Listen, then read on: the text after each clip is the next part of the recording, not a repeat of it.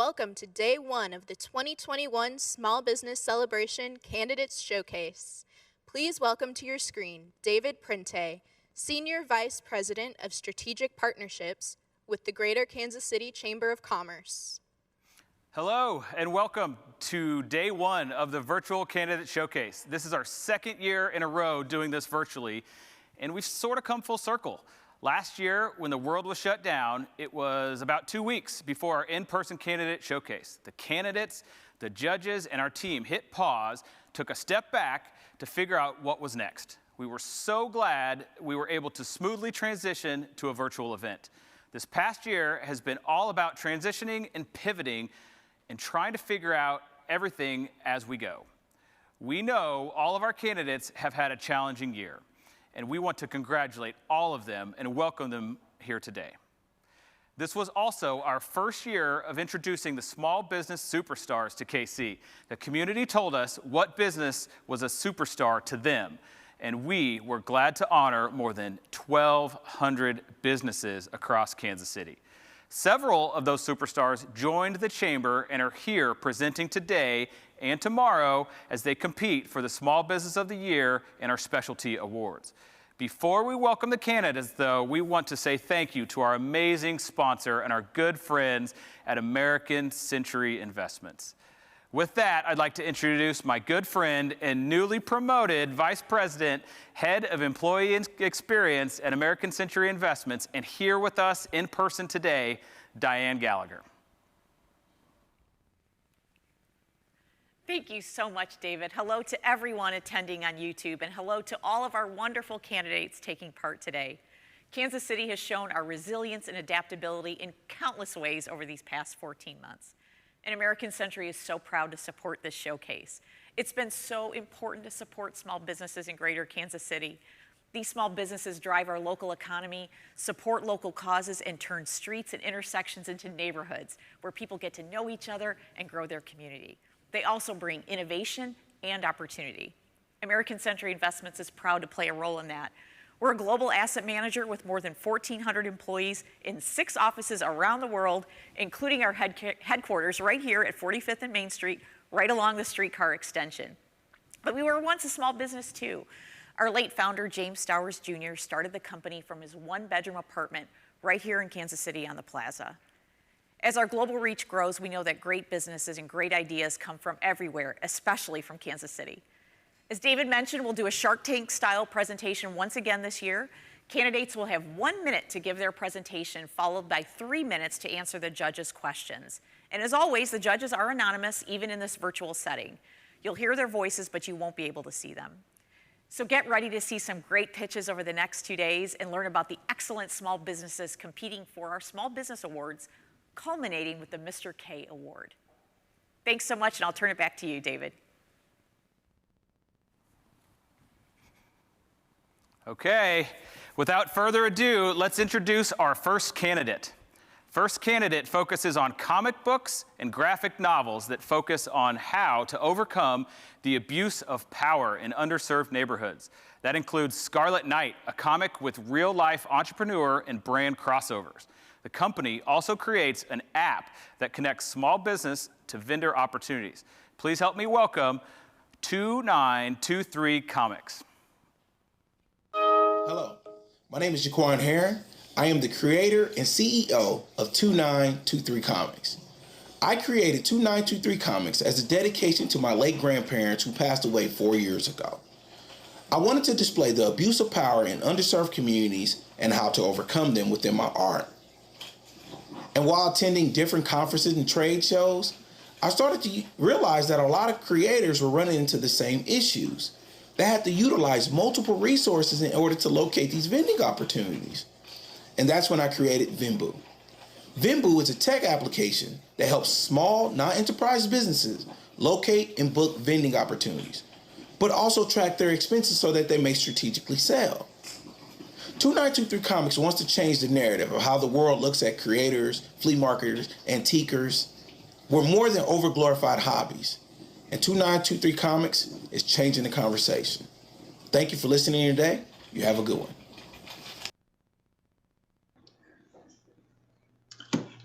Hi there. Congratulations on your nomination and all your success. Could you tell us a little bit about The Scarlet Knight, your first release, and the inspiration behind it, and what it was like to launch your own series? Yes, The Scarlet Knight is pretty much about two cousins who were raised in the same households by their grandparents, but returned back to their hometown to be emergency room doctors. But they stumbled upon a magic gem, what ended up being Merlin's gem, and it turned them into knights in the modern day time, and creates what I would like to call the medieval chaos. And the two cousins pretty much feud on how to save their community, which is pretty much what's going on today. We have one cousin who believes in force. We're going to take it by force. We're going to control it by force. And you have someone else that say, hey, we're going to take it by care. We're going to help people as we go. And it started off as a dedication to my late grandparents who passed away. I wanted to help the community of individuals who look just like me, who may have been raised by their grandparents just like myself, get those same morals, those same ethics. But then also talk about my brother and I, how we were raised in the same household, but went to totally different places in life. That's great. Thank you. Hi, congratulations. You've had a lot of success getting funding so far, which is awesome. Great work. Can you speak to what you think has led to that success? Yes, it's being consistent. I'll always say find every opportunity and hit it with urgency.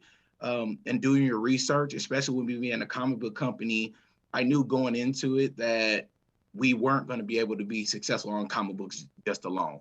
And typically what happens in the comic book industry is that we get pigeonholed in just trying to sell our IPs. But what I wanted to do is to keep it all and find whatever opportunities were out there to build my brand, to take it where I wanted to go and then solve as many problems as possible, which was the creation of Venbu. Thank you. Thank you. All right. Our next candidate is a top customer-rated appliance repair company. They are based in Olathe, but serve the entire greater Kansas City metro. This family-owned business specializes in making sure that everything that keeps your home running, your washer, your dryer, your refrigerator, your dishwasher, you name it, and now your HVAC is also running and working how it should. They are a back-to-back Angie's List Super Service Award winner. Say that 3 times fast. Please welcome Appliance 911. Hey, thank you so much. I'm April. This is Justin. We're the owners of Appliance 911. We perform in-home appliance repair and heating and air conditioning services as well. Justin's going to talk a little bit about how we started, since we were in our bedroom 3 years ago trying to make a website and think of a name. So go for it. Yeah, so April and I started this company roughly 3 years ago in our bedroom. And it initially started out just as a way for us to make some extra money, and it quickly turned into, we have 8 service techs and 3 office staff. We really attribute that to the culture we've built here. And we stand behind that by, how do we do that? Well, we did that by doing a lot of company lunches and creating a competitive environment where the technicians are compensated based on 5-star reviews and not just on production. The biggest thing that we've done too is really, we believe that our representation of our company and how we handle ourselves outside of business really reinforces our belief in culture. And what I mean by that is, we've done things like be on a podcast, national podcast. We've been to several speaking engagements to entrepreneurs in our industry to give feedback and advice about how to grow your business and do it effectively. We've also volunteered a lot of our time to mentor on Facebook groups, those type of things. I'm also on the board at the college at Kansas City Community College in the trade program. In the last 3 years, we were able to land a endorsement with Trent Green from the Kansas City Chiefs. We shot a full-length video or commercial with Holly Starr, a local celebrity. We've added HVAC services to our list of services we perform.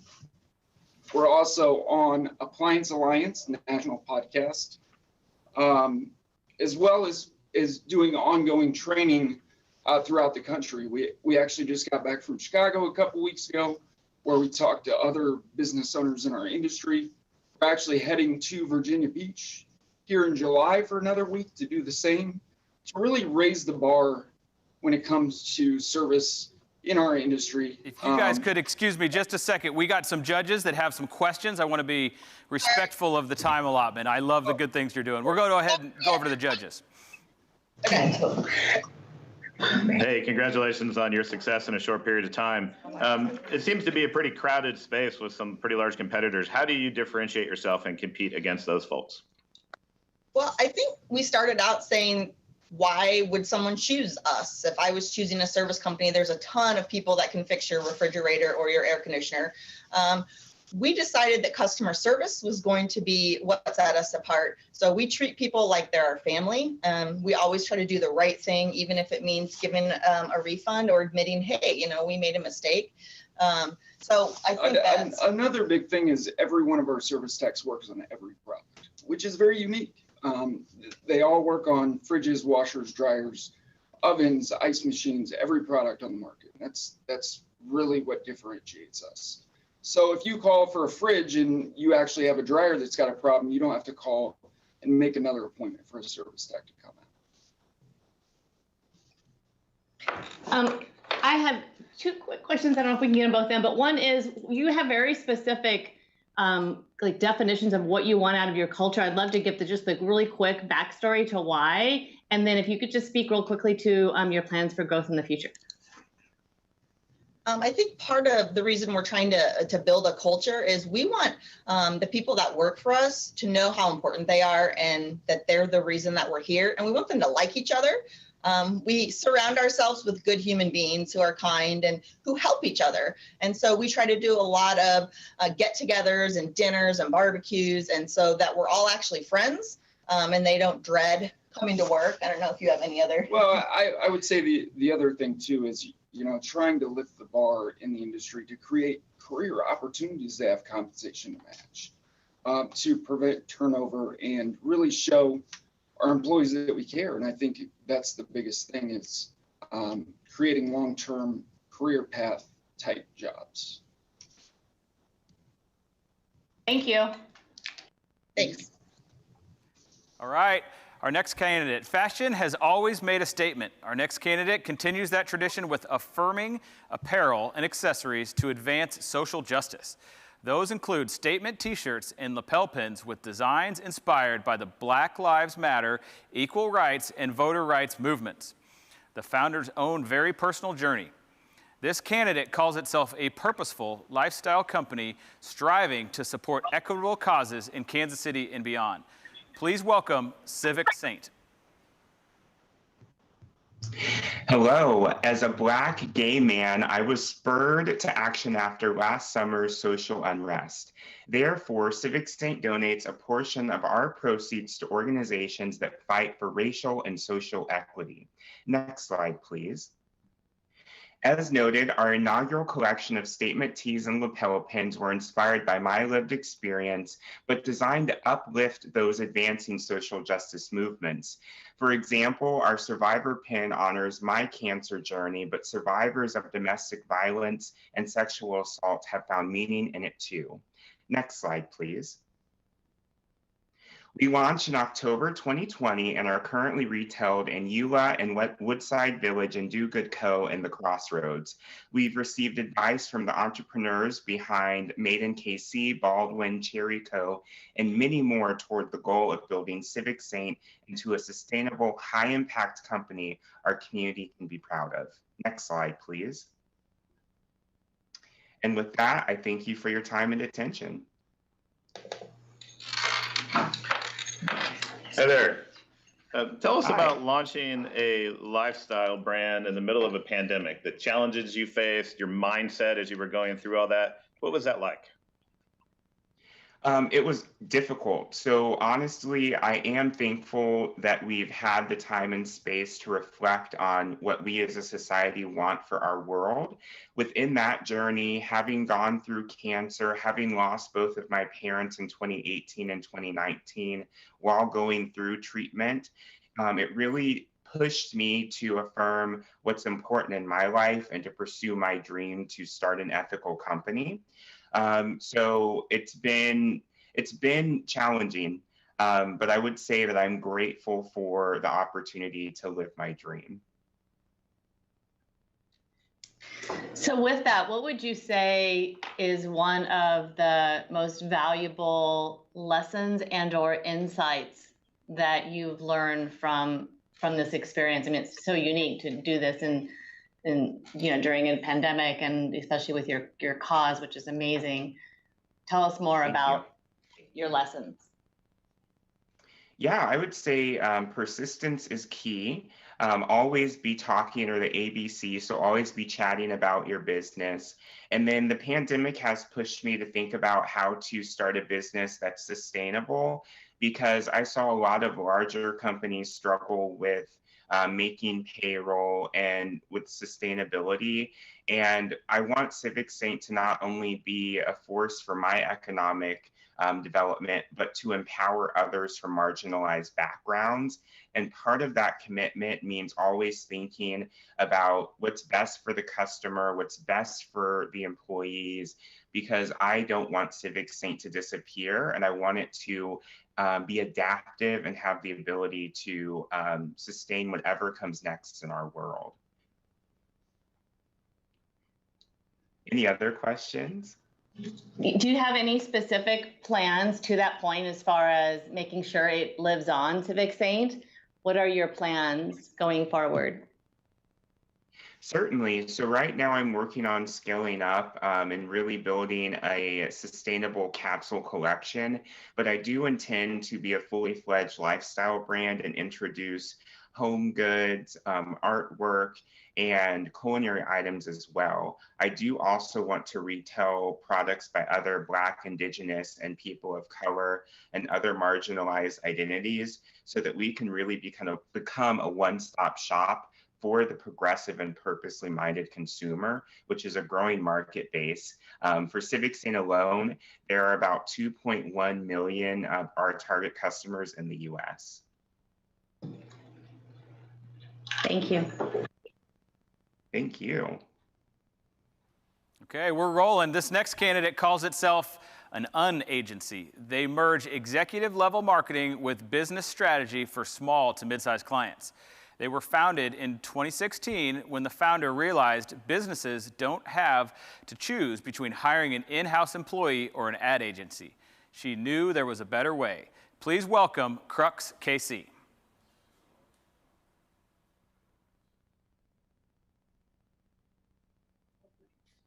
Hello, David. Thank you. Can you hear us?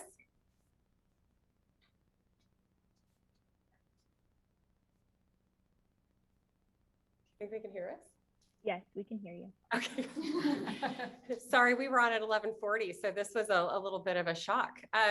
Good morning, everyone. I'm Malia with Crux, and I'm pleased to introduce you to Crux KC.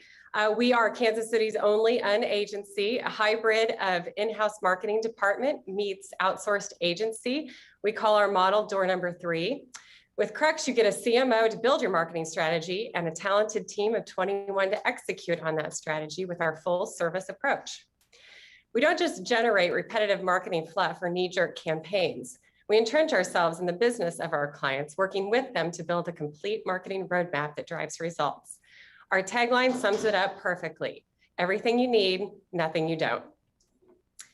Last year and during the pandemic, we helped our clients thrive. That's evident by our 40% revenue increase and the addition of 9 new employees and 18 new clients to our roster.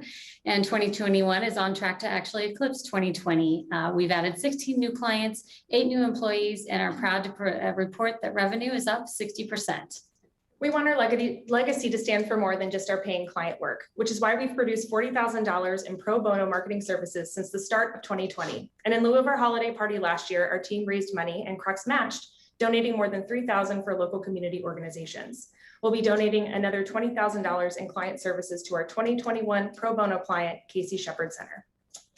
Our values and leadership traits are based on employee feedback and form the standard with which we hire. We created a performance management tool called the Roadmap to Exceptional to provide both upward and downward feedback. You can always catch us at a ping pong match, a lunch and learn, or a happy hour. And here's Elton, our Employee of the Month trophy. Combating our industry's diversity gap, we are actively building a pipeline of local diverse talent through a high school internship program, leveraging partners like Cristo Rey, Prep KC, and KC Common Good, and have engaged a local diversity, equity, and inclusion expert to conduct training on courageous conversations in the workplace. Thank you, KC Chamber.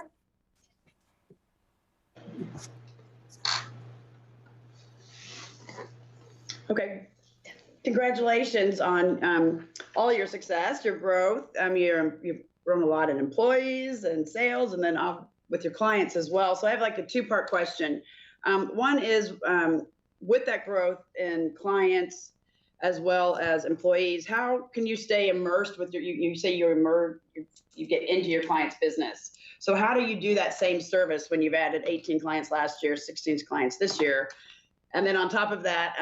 Your next 6 months, then, as you look at your growth, what are your goals, and how are you going to track that? Thank you for that question. Yes, so we feel that our clients benefit from every employee that we add to the team because we're adding another skill set, another resource that we can bring to each of our clients. And actually, we kickstart every client engagement with a really in-depth marketing assessment, research analysis, where we dive into their business, we talk to their clients, we do a competitive audit, we do a marketing assessment of all they're currently doing and saying about their brand. And then we present that in the form of new messaging. What is that messaging that really resonates with their audiences? And then we basically parlay that into the roadmap, which is the 30, 60, 90-day plan that we then implement from there. We do also take time, every other month to audit each of our clients that we haven't. Maybe it's been a while since we've done that research assessment. And so the full team will dive into that client work and we'll come back with ideas by team. So the creative team, the content team, the digital team will all present ideas of just new things that we can bring proactively to each of our clients. And over the next 6 months, we are actually currently out of office space again. We just moved in December and doubled our square footage. So we are looking for our next new Crux home. We're in about 2,200 square feet right now. We're looking to grow to 6,000 square feet. We have plans to add about 5 to 7 new team members every year, looking out towards our growth plans for 2025. Great, thank you. So kind of two sort of questions relating specifically to culture. It seems like that's really important to you. Two things. One is, how did you keep that alive during the pandemic? And then second, as you're planning on growing, how do you plan on maintaining the safety of that? Yeah, it's something that we really protect. The value slide that we showed up, we did that work internally as a team to develop those values and those value statements that we hire to. We actually bring on clients that adhere to those value statements as well. So culture is really important to us. I think that when we're attracting new talent to the team, that's the first comment that we hear just by looking at the website. They can see and feel our culture kind of permeating through. And I'm sorry, what was the next part of that question? Oh, how do we protect it during COVID? Yes. It was challenging, I think, for every business owner. I think we're up at our time. And I apologize for that. So much to be proud of there. We appreciate it. Our next candidate, teaching dance classes during a pandemic is not easy. Our next candidate was able to keep everyone moving and dancing. I'll stop from dancing here. In the year of COVID, thanks to virtual dance classes. Founded 6 years ago, this small business helps people of all ages and experiences realize their love of dance. Please welcome Infinity Dance KC. Hi, my name is Rachel Lawler, and I am the director here at Infinity Dance KC. The studio opened in 2015, and in the last 3 years has merged 3 studio families together under one roof. We have classes for all ages, ranging in a variety of styles, including recreational and competitive dance, drama, baton, tumble, and much more. IDKC is also the home of the Sparkle Dance Stars program, an adaptive needs dance program which works to provide a safe and fun environment and gives everyone a chance to dance.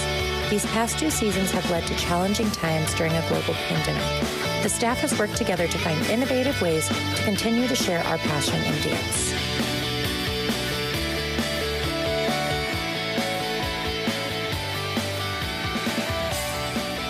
Here at IDKC, we believe that everyone deserves the chance to dance, and we are so thankful to be able to continue to provide those opportunities for the Kansas City area and the dance community.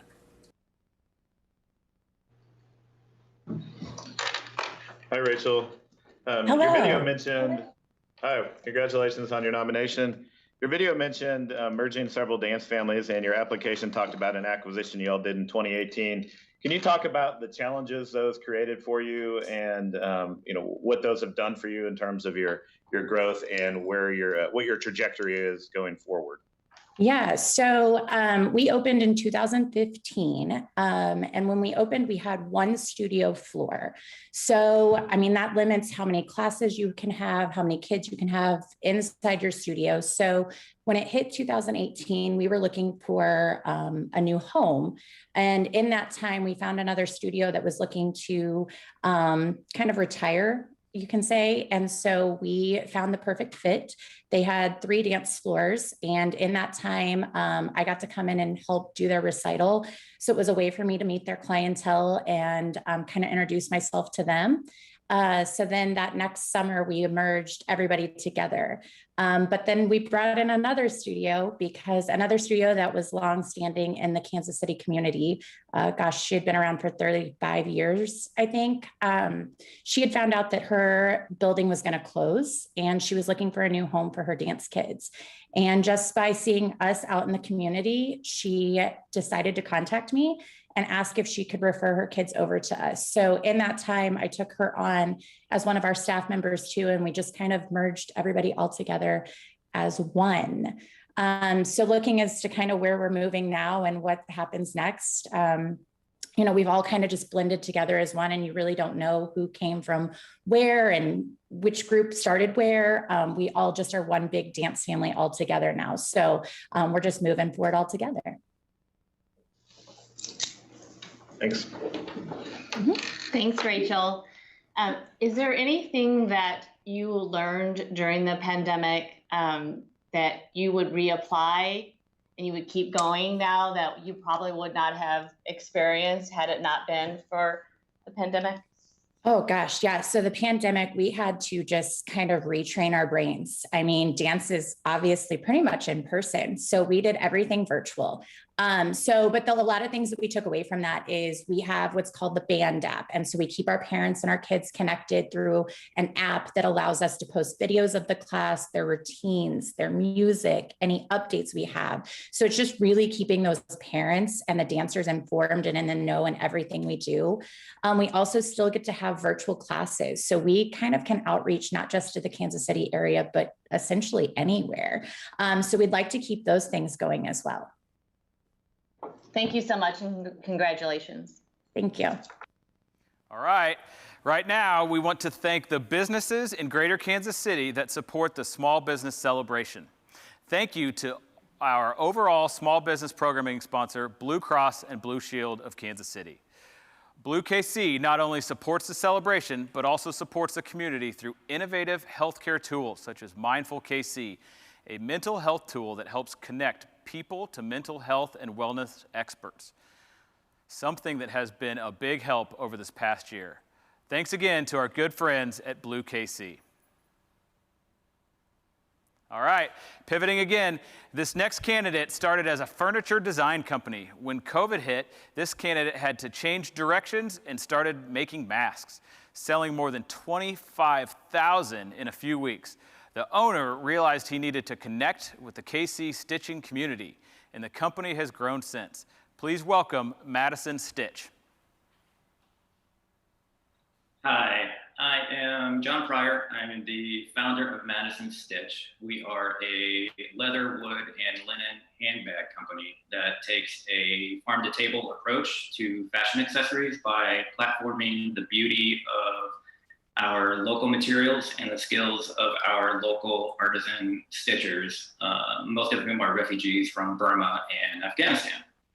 Our goal is to make the best artisanal handbags in Kansas City, but more broadly, we want to become a global brand that celebrates Kansas City, its natural beauty, and the talent of our local artisans. Our mission in the local community, obviously, is to support our team of stitchers, but we also want to support the ecosystem that sustains and develops local artisanal talent. And we're doing that with groups like Rightfully Sewn.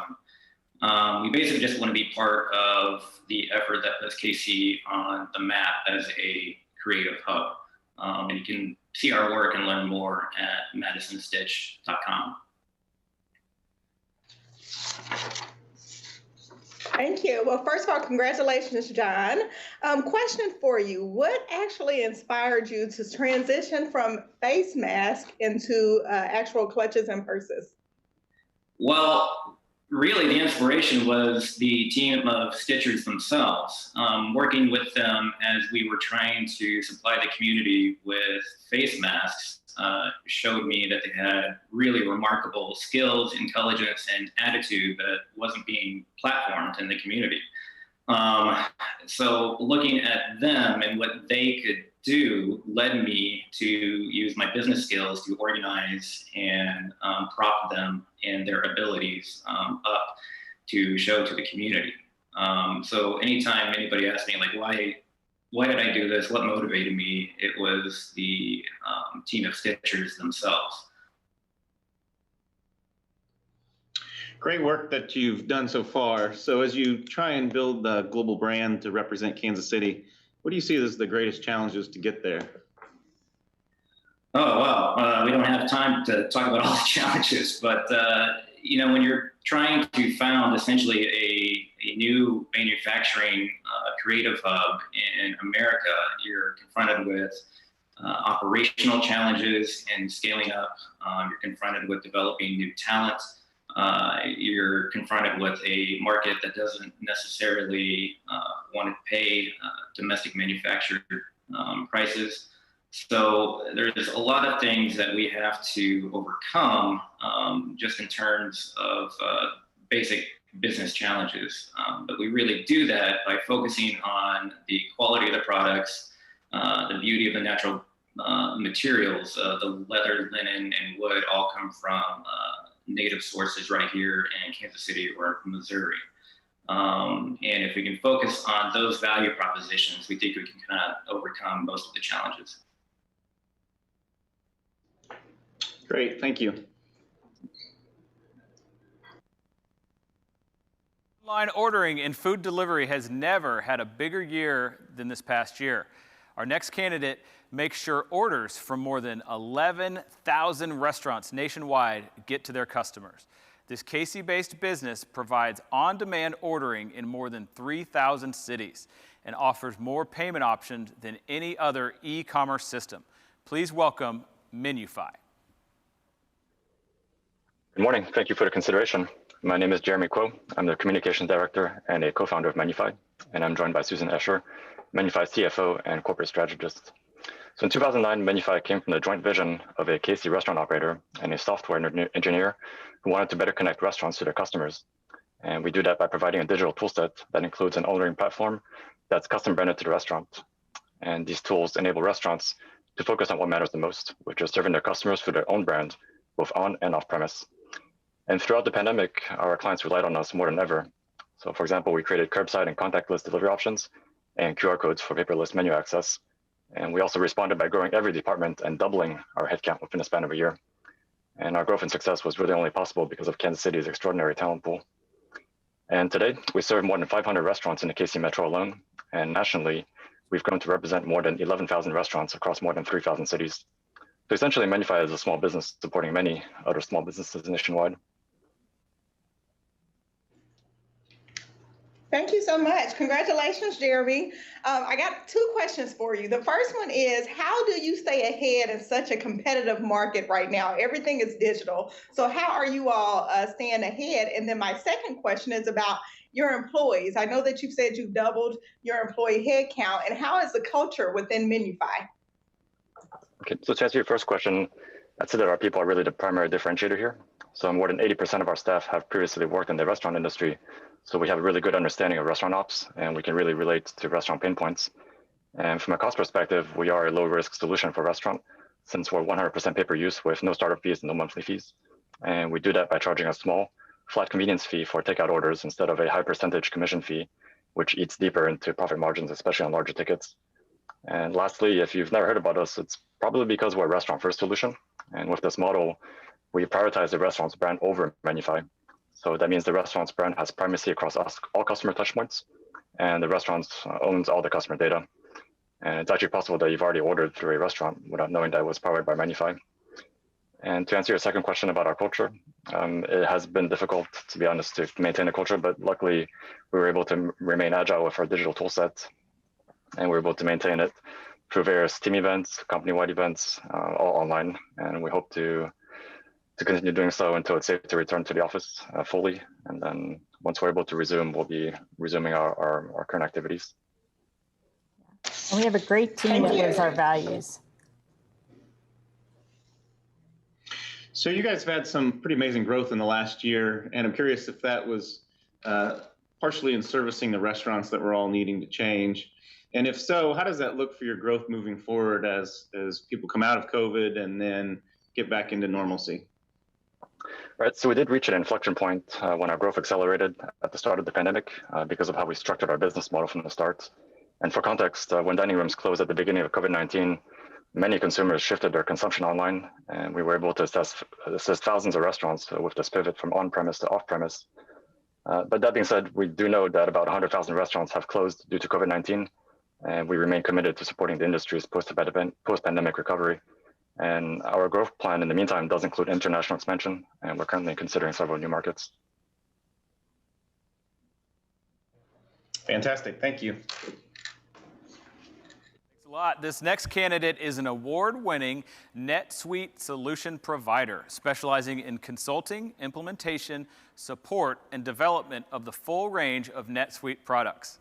Their mission is to be an extension of the client's advisory team, using the right tools to help that client grow their business. Please welcome Meridian Business LLC. Good morning. Hello, I'm Doug Borcherding, Chief Revenue Officer at Meridian. With me here today is our CEO, Bruce Allen. Meridian is an award-winning consulting services organization based in Overland Park, Kansas. We offer local expertise with global experience. Our team possesses decades of software and business process implementation experience. We help customers just like yours, or companies just like yours, take advantage of technology using a unified cloud platform called NetSuite that's used by over 30,000 organizations around the globe. NetSuite can improve your accounting, sales, customer service, e-commerce, and inventory management functions. We strive to be an extension of your team and provide business consulting and technology services to lay the foundation for your business's next phase of growth. If you've outgrown an older ERP or need to expand beyond QuickBooks or manual processes, call Meridian first. Our team lives and works in the greater Kansas City area, and our mission is to facilitate growth in the businesses we serve, creating jobs and opportunity for our employees, partners, customers, and the Kansas City region as a whole. We appreciate the opportunity to participate in the Small and Medium Business Showcase and want to wish good luck to all the candidates. Thank you. Congratulations, and thanks for being here. Question about community involvement. Can you give us a little bit more about what do you all do to stay committed to our community here in Kansas City? Certainly, one of the things that we did this year is we've initiated a United Way campaign for the first time and had very good success with our initial rollout of that. We've also planned to have a community involvement day where we identify a nonprofit here in town that we go take the day off and go help with. So that's in the plans for later this year. Thank you. So as a partner that implements NetSuite services, how do you differentiate, or what are your key differentiators over other companies that may do the same thing? Really two things. We do have a very good industry expertise around several industries, but we've also planted flags both in Kansas City and Omaha so that we can differentiate on having local resources for local accounts, something that NetSuite as a whole generally doesn't do. They do most of their work remotely, and we're able to provide resources on site to help with the knowledge transfer and the implementation process. And as a follow-up to that, where do you see your greatest growth coming from in the future? I see our greatest growth in the local markets, both in Kansas City and Omaha. We opened an Omaha office last year, and think that both Kansas City and Omaha, from a market for NetSuite, are prime candidates. NetSuite, as a general rule, targets small to medium-sized businesses, and we think there's a lot of untapped opportunity in both of those locations. And from a functional standpoint, everybody's seen digital commerce become a real focal point, and we have been certified in what NetSuite calls their Suite Commerce platforms, and seen a real uptick in our pipeline and work in that space as well. And it's something that NetSuite really, like Doug said, really differentiates itself. It allows a small to medium-sized business to not just have a general ledger, but to actually have a web store in front of it is one application. So it's very, very much from a competitive advantage of a quality product. Thank you. All right. Our next candidate just celebrated the opening of a new facility in South Kansas City. They help specialize in alcohol and substance abuse treatment, helping men and women reclaim their lives through long-term sobriety. Please welcome our next candidate, Midwest Recovery Centers. Everyone. You've reached the end of your rope battling addiction, and you're ready for help. Midwest Recovery Centers is your hometown recovery program right here in Kansas City. Stay close to your family, your community, and your home with the region's leading multi-stage recovery program. Whether you're trying to get sober for the first time or the 10th time, our program can guide you through every step of your journey. We are your neighbors, your friends, and your colleagues. We are Midwest Recovery Centers. Good morning, everyone. I'm Jeff Howard, and it's my great honor to be CEO and founding member of Midwest Recovery Centers, a drug and alcohol treatment center in Kansas City, Missouri. As a member of long-term recovery, our owners and the majority of our staff are vested in this recovery process, both personally and professionally. We will be the first agency in Kansas City that will offer all 5 levels of care for adults struggling with substance use disorder. We provide an inclusive environment for both our clientele and staff. It's important for me to mention that this agency was named after my mother, the late Betty Lou Wallace, to DBA, Midwest Recovery Centers. She taught me how to live with healthy boundaries, how to practice self-restraint, and to live with love and compassion towards those around me. As a principal in this agency, it's my honor to provide compassion, empathy, and ethical standards to our staff, clients, and their families. The stigma of the shame from the disease of addiction needs to end. Thank you. Congratulations, Jeff. Question in regards to the COVID pandemic. How has that influenced or impacted your company, and how have you overcome any obstacles that you faced due to COVID? Well, Midwest Recovery Centers is licensed by the Department of Mental Health through the state of Missouri, and we also carry accreditations with the Joint Commission.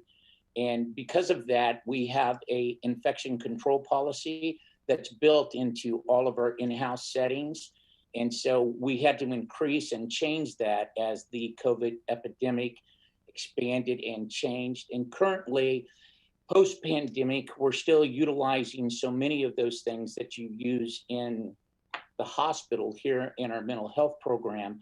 And we're also doing opportunities for our clients if they need to be COVID tested. And all of our staff have pretty much been immunized that want it to be during this pandemic. Thank you. Jeff, I wanted to kind of continue on that COVID theme. Obviously, there are a lot of mental health issues and substance abuse issues spawned by COVID. So what does that mean to your business, and how do you serve the community to address those specifically? Well, I think, it's not, Midwest Recovery Centers is an S-Corp for-profit, but we do participate with several nonprofits in the Kansas City area. First Call of Kansas City, Welcome House, Resurrection Church. So we're involved in the community, and the reality of it is that we continue to offer our services to those agencies and our support to them. And while at the same time, screening our clients as they're coming in and continuing to monitor them while they're in treatment with us in case they need additional medical help from COVID. Great, thank you. Thank you. Rolling right along, this candidate is a mother-daughter run financial education business. They cover everything from retirement to estate planning to positive psychology for individuals, couples, and families. They do this by putting an emphasis on well-being. Please welcome Empower. Thank you so much. I want to start with the research and what it says. Since 2018, the workforce in the United States has said that 1 out of 3 individuals that are employed that are millennials, Gen Xers, and baby boomers have less than $1,000 in emergency savings. 54% of individuals say that money challenges are their highest stressor, and employees who are stressed about finances are more likely to be distracted at work. That's the negative side of it. The positive side of it is happier employees are more efficient, creative, they produce higher quality work, and are 25% more satisfied in their job. Investing in financial well-being programs can increase the business's bottom line. This is why I founded EmpowerCo in 2019 to help people lower their stress when it comes to money management and to dial up their happiness. EmpowerCo offers 4 online courses, 3 that are financial based and 1 that is positive psychology based. And they provide research and evidence-based knowledge that empower individuals to be the CEO of their lives. We partner with employer wellness programs to give employers a benefit that employees are looking for. Thanks for having us here today. Congratulations, and thanks for being here. Question, in regards to your distribution channels, you currently work with employers. Do you all have any future aspirations to grow into other distribution channels to offer your services? Yes, so the main part of our business right now is to work and partner with employers to provide our courses as employee benefits. We do also offer our courses to the public on a monthly basis. So we have that distribution channel as well. So the general public can also have access to our courses. Great, thank you. Thank you. Good morning. I'm curious about some of the challenges you had getting started in business and how you are overcoming those to grow your brand and awareness and your business over time. Yes, thank you for that question. So my background is in personal finance, and I actually worked in securities regulation for over a decade.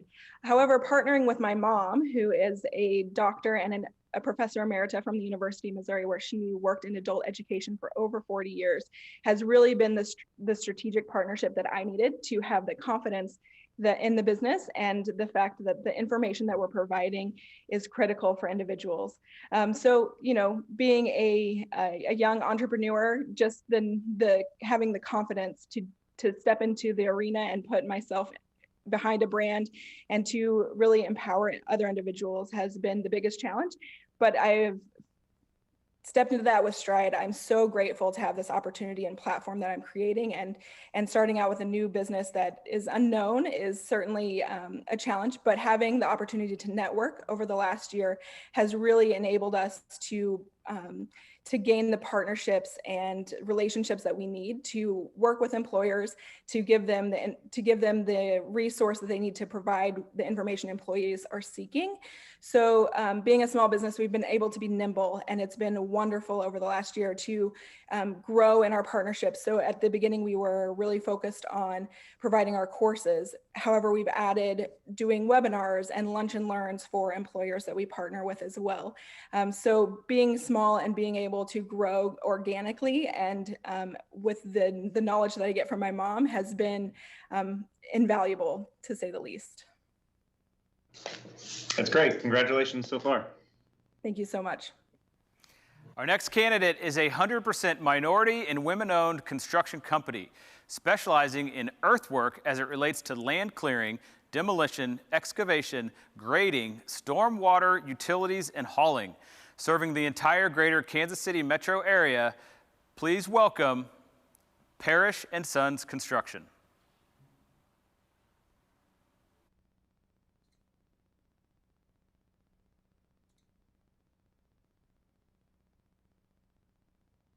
My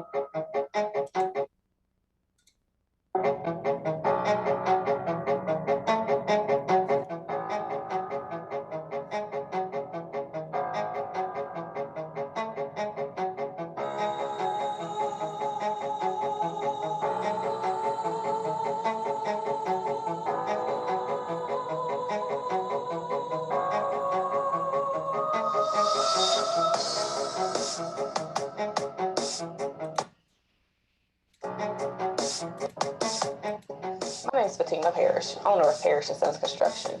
We are a general contractor, self-performing construction earthwork, demolition, land clearing, excavation, grading, and hauling. We've been serving the greater Kansas City community and its surrounding areas for over half a decade.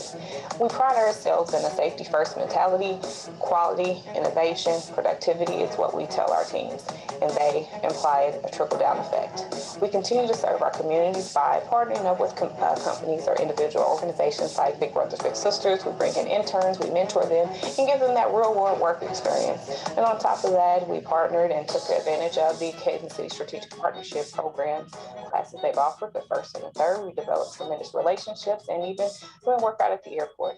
How can we serve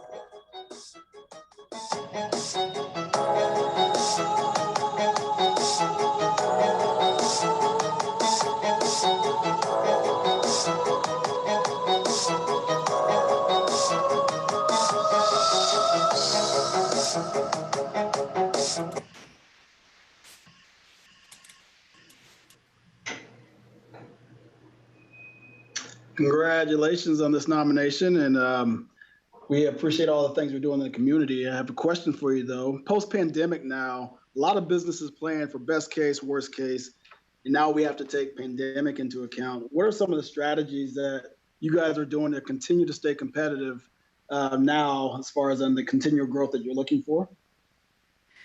So thank you for the question. Some of the strategies that I've chosen to focus on with my organization as a whole has always been number one, safety first. The construction culture, the industry as a whole is huge. It's a huge safety culture. And so I've having to basically retrain and retool the team to make sure that we have safe action plans that reflect, the latest CDC guidelines so that we can follow, the things as the fluidity with the liquidity of it as things continue to roll out based on how COVID continues to mutate and evolve. So we'll go through a series of things with the guys in the field, checking temperatures, sanitizing equipment as they enter and exit before and after each person's shift. And then even here in the office, we go through the similar safe action plan, checking temperatures and making sure that they do not fall into any of the categories of any of the actual things that make people symptomatic, and just overall being courteous of individuals, whether, they choose to wear a mask or not, whether the establishment or the client requires a mask or not. But we have continued to rise to the occasion and, modify our safety program as we see fit. Thank you.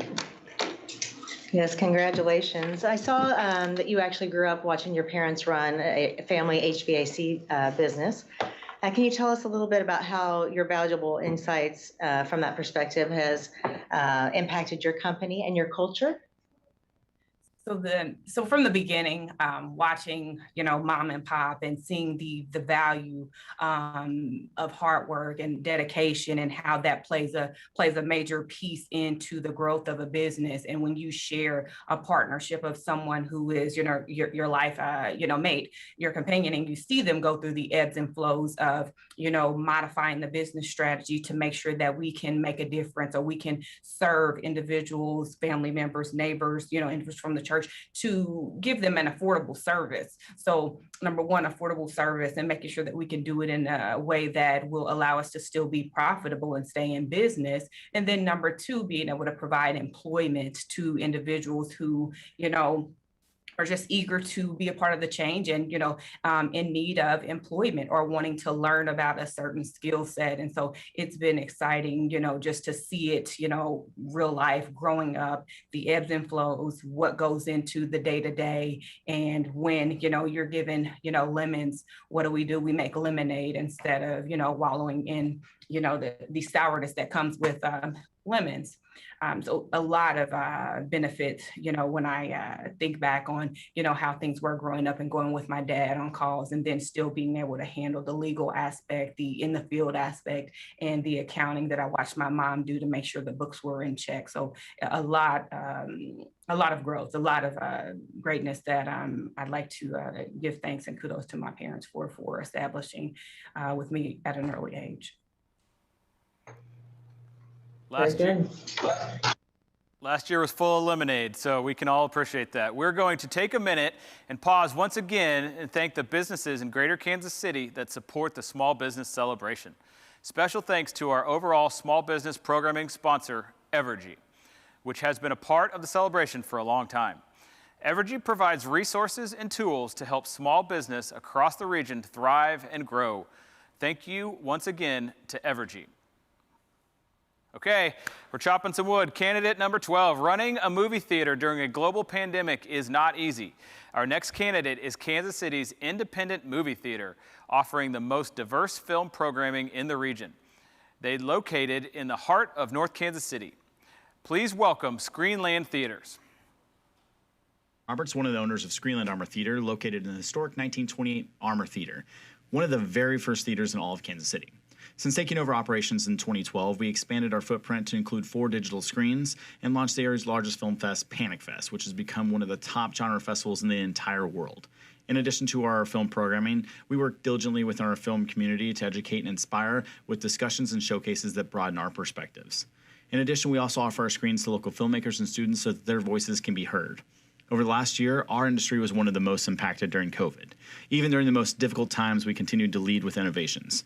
We never gave up hope, and our dedication to keep our employees employed and our community entertained remained. During that time, we launched an outdoor film series, which allowed people to be entertained during the pandemic in a safe, socially distanced manner. We also launched an online film community with weekly podcasts, trivia, and watch parties. Now we look towards the future of moviegoing, and we're excited to lead the way with diverse programming and new innovative ways so we can enjoy cinema. Congratulations, guys, on the nomination. You spoke about, the innovative ways to, show movies and bring community together.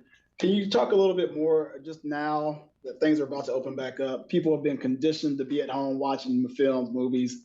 What are some things that you guys are doing differently now? Just speak a little bit to that. Yeah, well, it's been a year. I'll say that we've kind of. The innovation didn't start, I guess, at the beginning of the pandemic. It's been evolving over the last decade since I've been operating the theater. But in the last couple of months, certainly we've adapted a little bit more to in-person screenings. We launched our outdoor movie series last year, and that really was what saved us and kept our employees employed during the time. But it was a plethora of things, like finding a way to get new movies so that people can rent them from us online, so that we would just have a little bit of revenue stream when we were closed, or at the peak of the pandemic when people certainly weren't going indoors and sitting, right next to each other. In addition to that, we were part of what's called Cinema Safe, which was a program designed by NADA, which is all the theater owners across America.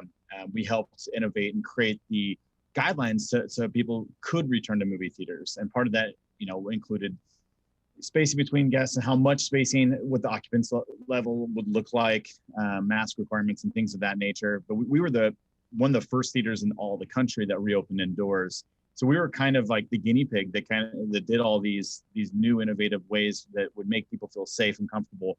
And then once things started reopening, it was looking at, okay, well, what worked last year and what were some of these new ways of going to the movies that we can take with us into the future, and how can we refine those and make those better? Because certainly, our industry has changed forever. So that's kind of what we're looking at right now. We're developing our own online platform that's a little bit more refined than what we had. Because basically what we were doing before is we work with studios and find ways that you can rent movies online, but they would be through different portals. And now we're creating our own hub. And we really tested it out with our film fest this year, which was the most successful we've ever had. Almost 5,000 people around the country attended that online and in person this year. So a lot of things basically that we've learned over the last year that we're going to take with us into the future so that people feel more comfortable going to the movies and have more access. Thank you so much. All right, our next candidate is a service drive transportation and logistics business. They use the latest technology to deliver speed and quality customer service to keep freight moving across the globe. Please welcome Seth Marr Transportation. How's it going? So we are Seth Marr Transportation, and if you just put up our slideshow. We have 4 offices. We are headquartered here in Kansas City with offices in Denver, Fayetteville, and Chicago. Next slide, please. We are focused on the compound effect. We focus on little things and getting better every single day. We've really intentionally got involved in the Kansas City community over the last year, from Sleepyhead Beds and Harvesters. As we've grown our employee base, we've focused on giving back to Kansas City. We talk a lot about the Seth Marr story, and we invite our people to be the drivers of that.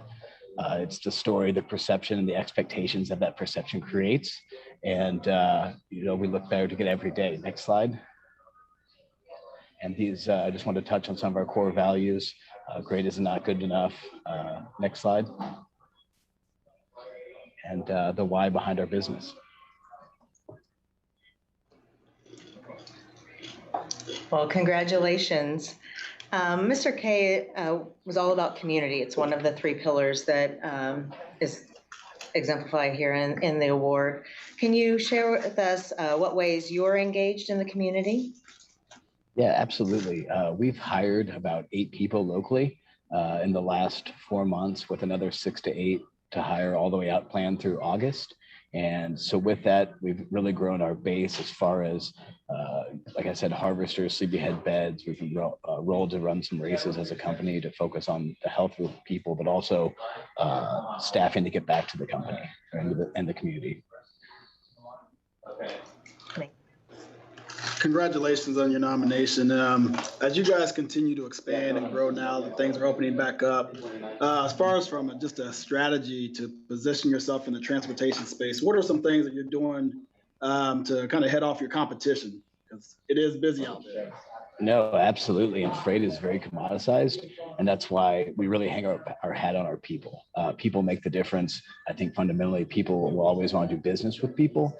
The right technology and processes behind that. But, we focus on our people. Like I said, they're one of the 3 legs of our tripod. And if we get better incrementally every single day with the little things, that compound effect multiplies itself to get ahead of our competition.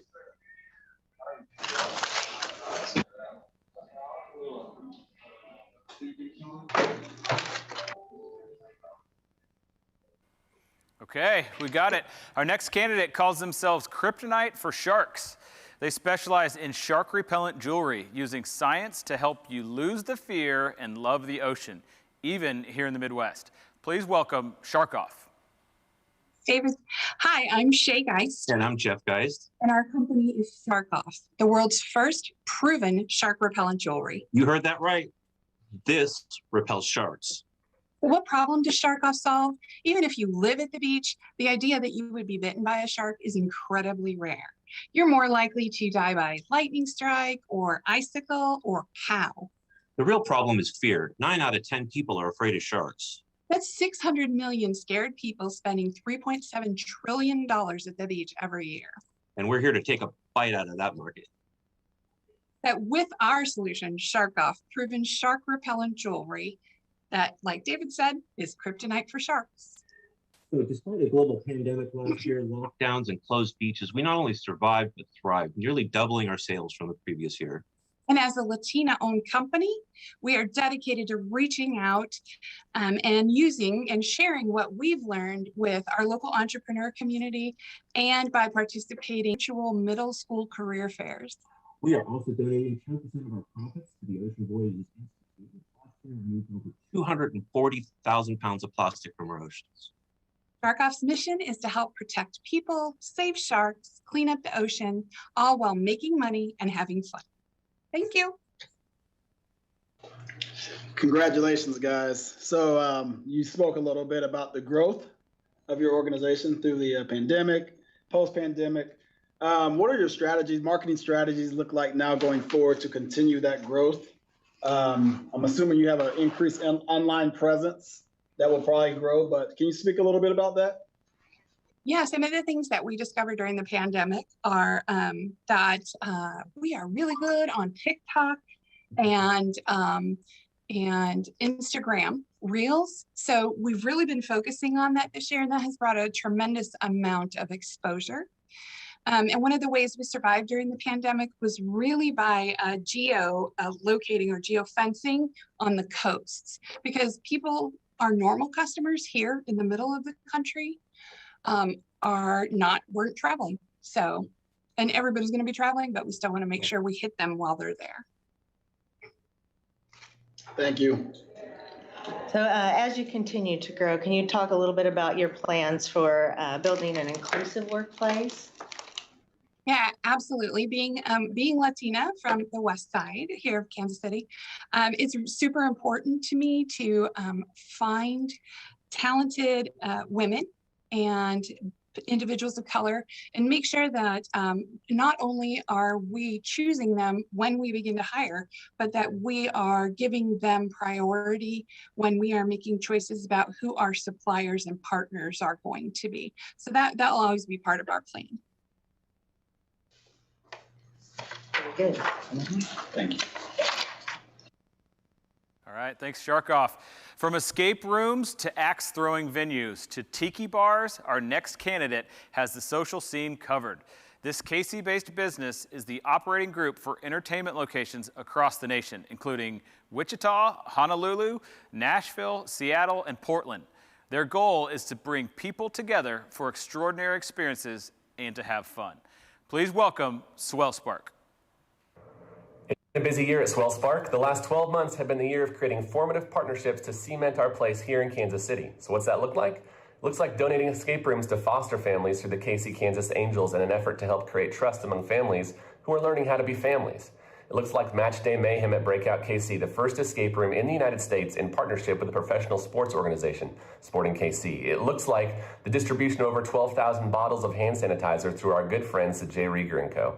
It looks like the formation of Book Club alongside Landmark National Bank, which was created to bring more intentional conversation to networking events here in Kansas City. It's working alongside businesses like Simplify, who just closed their Series A. As they grow, we're facilitating some of their employee engagement through Blade & Timber and Breakout KC. It looks like growth at our new Nashville store we opened in September 2020. Why are we one of Kansas City's best small businesses? It's because we believe that a rising tide, maybe call it a swell, lifts all boats, and we're grateful to run Kansas City's top-rated entertainment facilities. Hello, everyone. Thank you so much for having me. Absolutely. Congratulations. So, thank you. You know, as an entrepreneur, you know, innovation is key. And some of the things that you mentioned in your video, engaging with the community, I think it's important. But can you share a little bit more now, post-pandemic, going forward? What are some of the things that you guys are looking to do now people are coming back into being able to be together once again? Yeah, so we've been very fortunate to recover most of our business to customer sales. So that's going to be your nights and weekends of folks coming out to escape rooms or coming out to axe throwing. One of the things we're really looking forward to is when there's a corporate audience that starts getting together again. And obviously that's not going to happen until folks are getting back into schools, which allows a lot of our workforce to get back into the office, which is something that we're eager for. Having said that, you know, our goal is to provide amazing shared experiences that make it easy for folks to have fun. And so as folks are trying to reintegrate into a social scene, the fact that we've been thoughtful about what that should look like and what it can look like in a way that's going to be safe and it's going to be easily facilitated, that's really what we focus on. To be a little bit more specific, one of our big goals for Q4 of this year is to open Sinker's Lounge, which is an indoor upscale mini golf bar and restaurant that will be in the Power and Light District as well. Following a similar trajectory, once we open in Kansas City, we would hope to open more of those outside of the Kansas City market as well. Thank you. Well, with all that growth, you're going to recruit a lot of people, huh? One of the other pillars, one of the other strong pillars for Mr. K is strong employee relations. Can you talk a little bit about how you differentiate yourself from an employee perspective? Yeah, so, you know, we're a strange business, right? We have a variety. I mean, we have a headquarters, we have multiple locations around the country. And so the question is not just how can you create an amazing work experience here in Kansas City, but how can you do that across all of your locations as well? I think maybe just to use a quick data point, when you look at, I mean, obviously a challenging year for a lot of folks in our industry, but when you look at the number of folks when they were invited back who wanted to come back and work with us, it was incredibly high, even in some of our markets that are outside of Kansas City. Being ones that are about creating awesome shared experiences that make it easy for folks to have fun. We try to do that within our staff members as well. And so that's working again with other places like distilleries or working with Sporting KC to do events that are gonna make it easy for our staff to have fun also. So I hope I'm answering the question that you actually asked. And if not, feel free to dive in and I can expand a little bit more. No, I think that's good. Thank you. Okay, live from Matt's car. In my mind, he could be anywhere in the world. Maybe he's in Honolulu, who knows? This next candidate is a productivity and marketing tool designed for small businesses. Business owners use the software to build a marketing team and start their campaign for a flat monthly fee. And it's easy to use. Please welcome the MarketBase. Hello, everyone. My name is Janae. I'm the co-founder and CEO of the MarketBase. And as said, we provide quality on-demand marketing teams to founders using a subscription-based model. Our mission is simple: provide traditional marketing in a non-traditional way. Our vision is an equitable marketing industry that is dedicated to meeting founders where they're at, using a collaborative software-based approach. And people always ask what our software is, and I say it's where marketing truly happens for founders, and not just any marketing, but the marketing they actually need. It's where founders have the perfect conditions to connect, align, get context, clarity, and support so that they can get back to changing the world. We formed December 2019. We launched our software to the public in June of 2020 in the middle of a pandemic, literally a week after the George Floyd murder, to a waiting list of about 230 businesses all over the US. Over 2020 and 2021, we won the Digital Sandbox Grant, Startland, KC Startups to Watch, KC SourceLinks Watch List, funding, 7-figure distribution partnerships, and we also acquired a smaller consulting company here in KC. So I'd say we did okay, but I will say it was some crazy and exciting times all around for a new company. And those crazy times, though, led us to bigger ideas, a bigger team, bigger impact, so much so that we actually pivoted our focus, not from who we helped, but how we helped. As a team of entrepreneurs, we knew exactly how stubborn small business owners can be. And we know that, you know, nobody can do it like us, right? So we took our software and created a tool that gives them these same small business owners the ability to implement the same marketing that we do. So from creating strategies to running AI-based Facebook campaigns and creating marketing and branding I hate to interrupt a small business owner in the middle of an impassioned speech, but we've got some judges that are really anxious. I want to keep everybody on the same. Let's hear it. I know, I'm just talking. I'm sorry. You're doing great.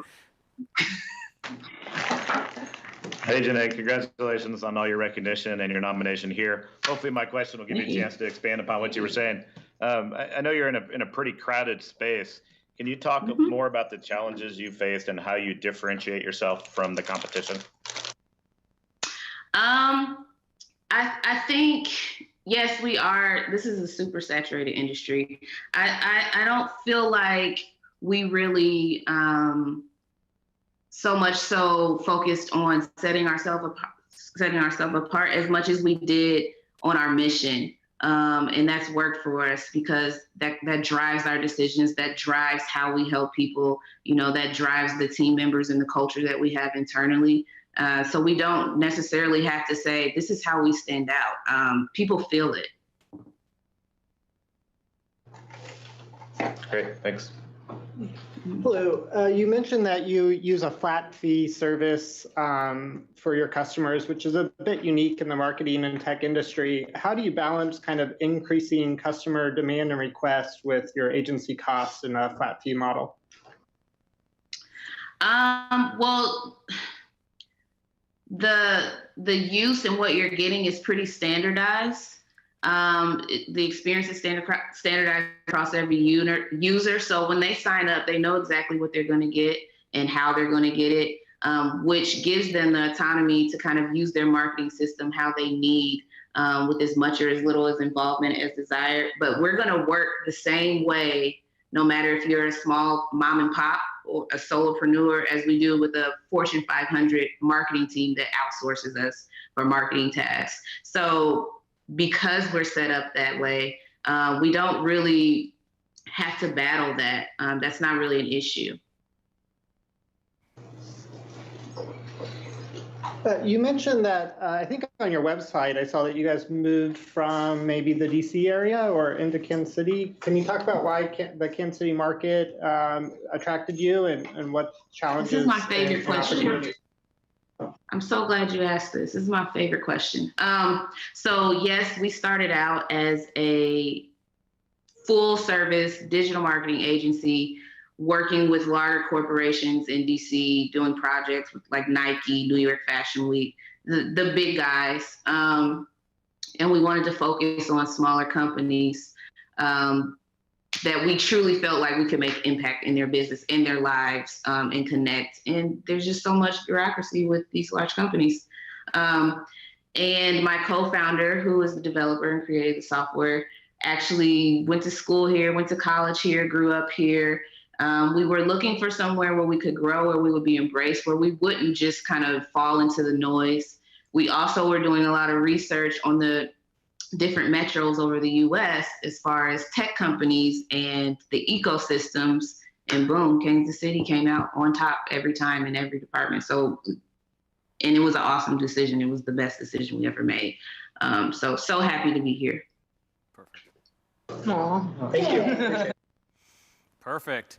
Thanks once again to all of our sponsors that make our annual Small Business Celebration possible. Right now, we want to recognize Honeywell. Honeywell has helped small businesses navigate COVID through grants and other resources.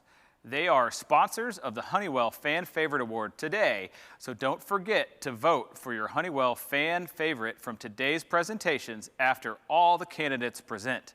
Thank you, Honeywell. Our next candidate is Kansas City's first Black-owned full-service talent management production agency. They help creatives pursue their dreams by providing resources, opportunities, and training for actors, dancers, choreographers. They also believe in working with talent in a mentorship role.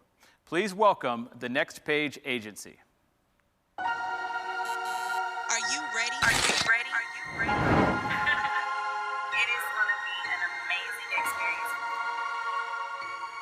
The Next Page helps creatives pursue their dreams by providing resources, opportunities, and training. We are a talent management agency that takes pride in helping enhance the growth of our talents' careers. The Next Page Production Company provides entertainment at its highest quality. So what are you waiting for? Are you ready to turn the next page of your career? Let's go.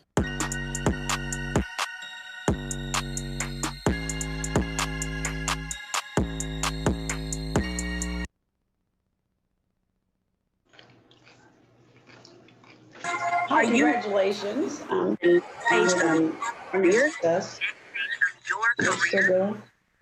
Let's go. Okay, let me go ahead and talk. So obviously with the pandemic, talent and events and things like that were halted.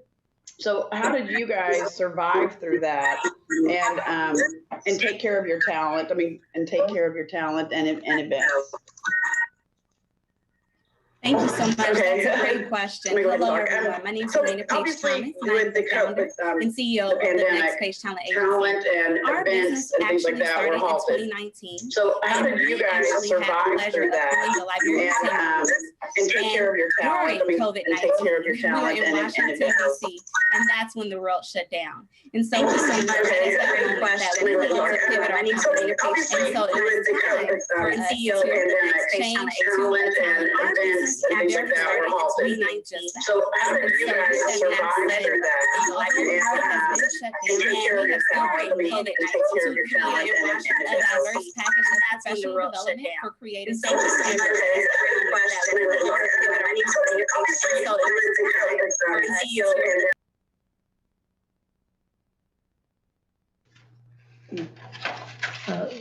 you. How do you overcome the challenges of being a talent agency in the Midwest? And how do you encourage your clients that Kansas City can be a supportive place for their dreams and talents?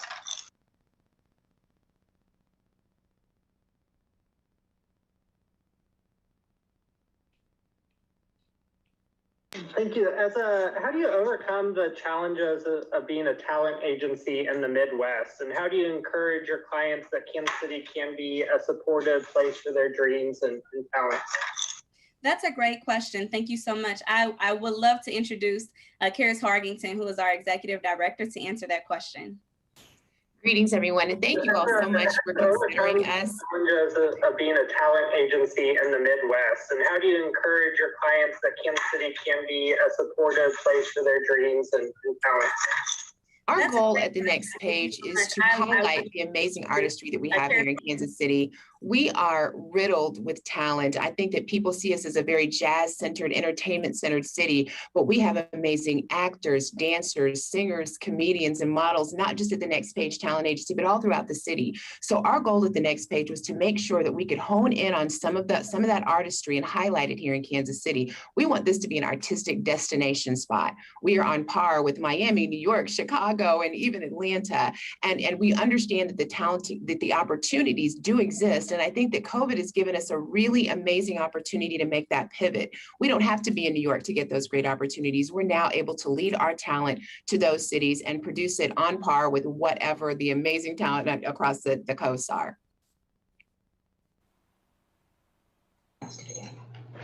Okay, I asked the first question, but we had some technical difficulties, so we're going to ask again, so that hopefully we can hear her answer. But with the pandemic, talent and events and everything was kind of shut down. Well, not kind of; it's definitely shut down. So, just curious how you guys reacted to that. How you were able to take care of your talent. How were you able to do, kind of morph your business so that you could stay in business during that time frame? We can hear her answer. Thank you again for that question. With the Since the pandemic, we have structured our business to survive around professional development for the creative. How you guys so we put together a package where teachers will were you able to do, kind of morph your business so that you can stay in business during that? To enhance them. For when the world opens up, opportunities are available. And those seems like we've got some challenges that we can't quite get to the bottom of. So thank you very much, the Next Page Agency. This next candidate has set up shop, literally, at locations all across the metro and online. They bring together more than 350 local artisans, makers, virtually and in person. You may have attended one of their events in the past year at a farmer's market, a holiday bazaar, a coffee shop, or any place where people come together in KC. Please welcome the Strawberry Swing. Hi, thank you so much. I'm Katie Mabry Van Dieren. I am the owner and curator of the Strawberry Swing. And like you said, we started in 2000. It was going too smooth. Can you hear me? We started in 2011 with over 25 local makers. And last year we served, since this time has happened, more than 5,000 regional small businesses, or what I call makers. So we've created millions of dollars in revenue for small businesses all around the Midwest, but specifically here in Kansas City. And what happened with COVID-19 was that my industry was hit very hard, just kind of like some of the other candidates we've heard from. Live events were a no-go. So I pivoted to create Shop Local KC, which is an online marketplace with over 450 local Kansas City small businesses and creators. And I was actually featured in Inc. magazine for that pivot. I then decided that we really needed to have some of these in-person events because the reason people support our local businesses is because they want to be a part of the community. And so I created a COVID-friendly, or not friendly, but COVID-safe, friendly events. Each weekend we started popping up all over the metro like we used to, but just smaller this time. And then I did create Kansas City's very first open air outdoor holiday market. It went 4 weekends in a row from November to December. I ticketed it. I was COVID safe. I made sure that only a certain amount of people were allowed in. It was, you can see it in my picture, outdoor at Havre Yards at Union Station. And Kansas City spent more than $3.5 million on 120 local small businesses. We did it safe and effectively. And my next step is to open a brick and mortar next Friday at 36 in Main, where I will have literally only Kansas City makers and artists in it. I am purchasing all of their goods flat out, so there's no commission. So I am supporting all of them every day of my life. And I'm hoping that Kansas City will continue to support all of these local small businesses. And yeah, that's what I do. I've got a lot of other things going on as well, a nonprofit called Truce Market Collective and a membership-based craft show CEO, which helps makers make money at events. Katie, I know you're just across the way in the parking garage, but we're going to shift over to the judges for some questions. Okay. Okay, congratulations on your success and a very interesting kind of idea that you've put together. And because your business relies so much on other people's business, you know, that all these other small businesses, how do you find them and bring them together to your markets and then, you know, to these different events that you put together? Well, because it was a grassroots effort of growing this beast. I would call it a beast because it has grown from 25 people there to 20,000 were at our last event at Union Station prior to COVID. I've grown a really big social media following. I have about 26,000 Instagram followers, 26,000 Facebook followers, and a very large mailing list. So they come to me now. I've worked really hard so that happens. So the makers know about us and they come and then I curate it. So we had sometimes we have 500 applicants for just one event and we have to curate that and just make sure we have, you know, something that will go with our brand and that people will love. Great. You mentioned in your application that you're really not only the owner, but the only full-time employee. How do you balance managing all the day-to-day things that have to happen when you're running a business while also kind of looking towards the future and trying to grow and add more features? Well, luckily, I have a virtual assistant so I have a lot of contract employees, no full-time yet, just because of the nature of our industry. So I do have a lot of helpers who are contract employees. I have a virtual assistant who is in my email all the time. And then I have a lot of people who help at the events because we're having multiple at different times. And then my makers, they are so awesome. Everyone that takes part in all of the guests that come, we've really built a community that people want to come to. I heard people, not just the makers, but the people who come and attend saying that this really saved their mental health over the pandemic because they were so lonely, and just being able to see people. And even though we had masks on, it really helped their mental health. So just everyone helps lift this community. It is a lot of hard work for me, but I do have a lot of help.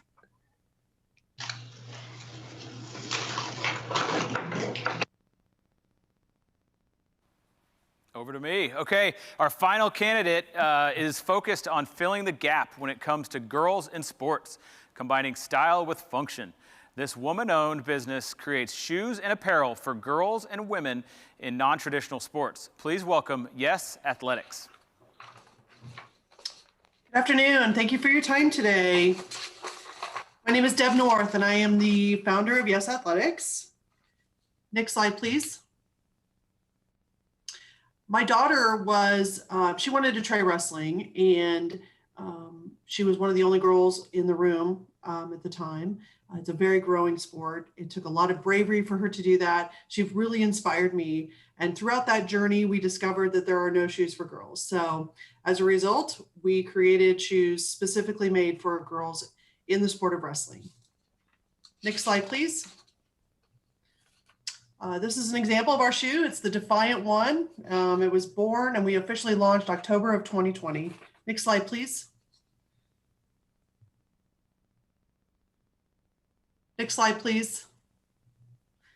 There's an estimated 30,000 girls currently wrestling in the United States. There's 80 colleges with wrestling programs, and every week, Nebraska just last week announced that they were sanctioning girls wrestling. So it's definitely an emerging, growing sport throughout the United States. Next slide, please.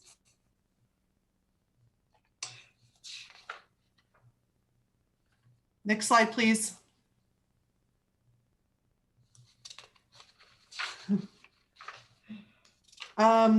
They've skipped ahead a few. My apologies. Right now we've launched one shoe. It's called the Defiant One. I have a sample of it right here. We just launched a new one in purple and larger and smaller sizes. I feel like I'm going to be successful in this venture because I've owned another company for the past 11 years. I still have it as a day job, but every day I'm spending more time in this business.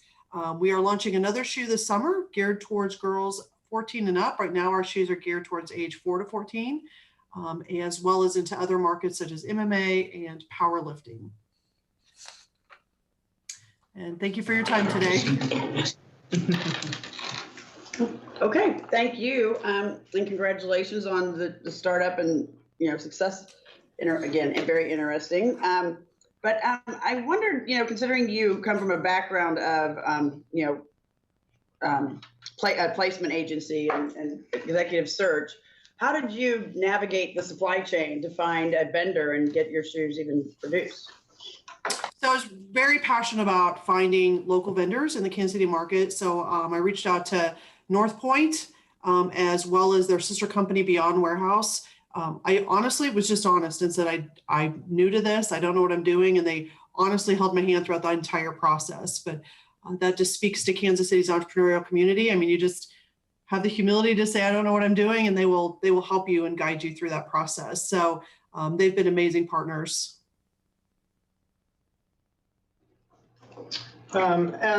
As girls and others continue to push for more equal and inclusive, inclusion into traditional male sports, what roles do companies and small businesses have in that public debate, especially at the high school level and college level?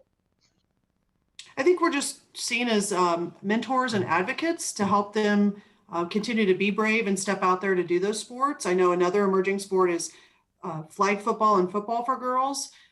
So as a company, we personally, our goal is to eventually give away scholarships to help girls continue their career. We identify girls from who might have a need to help get to some of their tournaments. And I've provided gear and shoes and sports. We have a corporate partnership with Beat the Streets to help inner city youth better themselves, get off the streets, stay off the streets, future their career, use sports as a vehicle. Great, thank you. Okay, home stretch here. We're going to go back now to the Next Page Agency with some Q&A from the judges. So let's give that a whirl.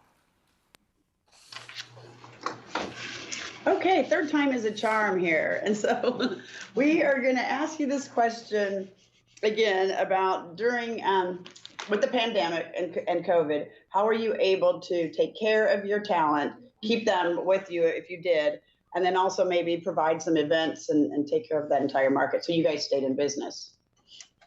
Correct. We stayed in business. And with that opportunity with COVID, we actually took time for self-reflection and also professional development. So we utilized our resources to tighten up our skills, to enhance our skills with training, and then also helping navigate our bios and resumes and financial stabilities as well with each individual artist, helping them maintain as freelance artists are supposed to. So with that being said, a lot of people just honed in on their crafts and made sure that they took time to actually enhance their crafts by training and then also professional development. Great, thank you.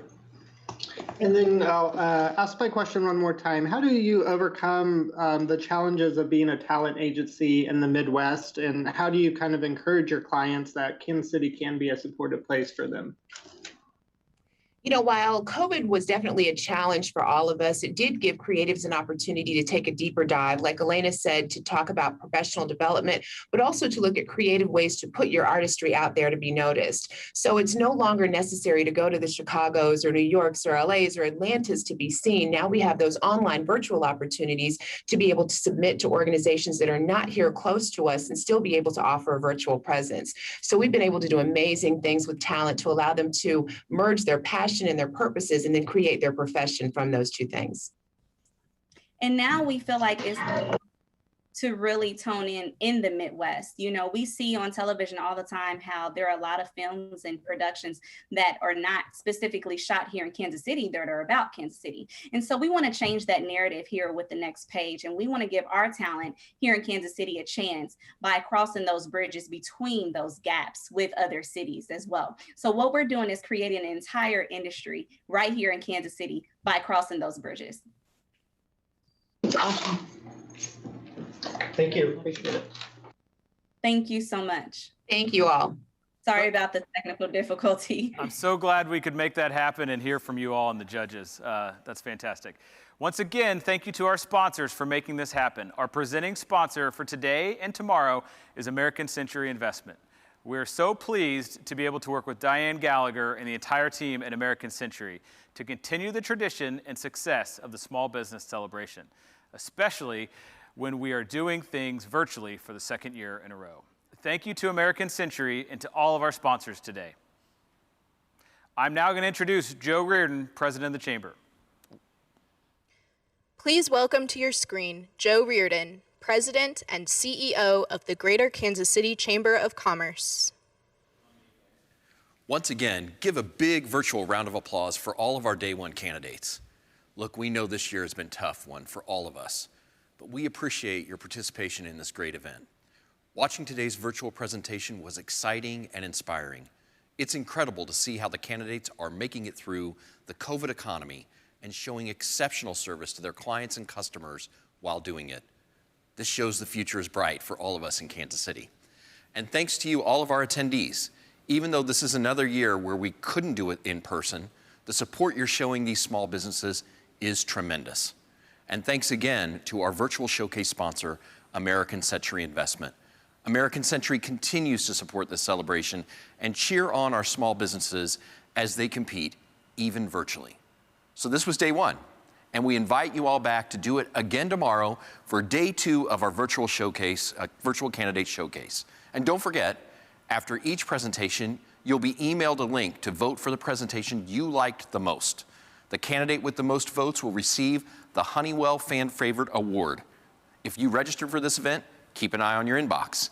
If you're watching over YouTube, you should see that voting link in the chat. You can also go to kcchamber.com and it will be at the top of our webpage. We're going to announce the Honeywell Fan Favorites tomorrow at 5 p.m. live on our KC Chamber Facebook page, so make sure you're following on Facebook. And speaking of big announcements, we will announce our top 10 small businesses this Friday, May 28th, on all of our social media platforms, starting at 9 a.m. Now, we have still a lot of celebration to come and a lot to look forward to. So make sure you're connected and staying connected with the KC Chamber. Thank you again, and we will see everyone back here tomorrow at 11 a.m. for an exciting day two. Have a great afternoon.